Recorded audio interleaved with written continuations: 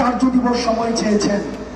ওনারা কমিটমেন্ট দিয়েছেন 30 কর্মদিবসের মধ্যে এই জুলাই আমাদের বহুল আকাঙ্ক্ষিত, আমাদের জুলাই গণঅভ্যুত্থানের প্রত্যেকটি অংশীজনের মতামতের ভিত্তিতে আমাদের যেই প্রক্লেমেশন অফ জুলাই সেটিকে তারা ঘোষণা করবেন।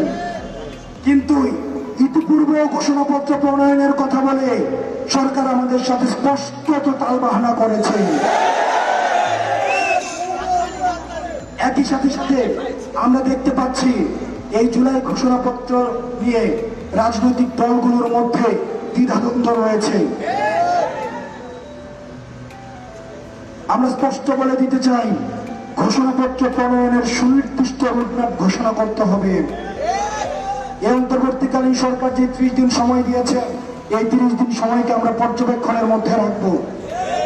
30 কার্য দিবসকে আমরা সবাই এই জুলাইয়ের ঐক্যবদ্ধ শক্তি, আমরা এই ফ্যাসিবাদ বিরোধী ঐক্যবদ্ধ জাতীয় ঐক্যবদ্ধ যে শক্তি রয়েছি, আমাদের নিজেদের মধ্যে বিভিন্ন বিষয়ের মধ্যে পার্থক্য হতে পারে, কিন্তু আওয়ামী লীগের প্রশ্নে আমরা ঐক্যবদ্ধ।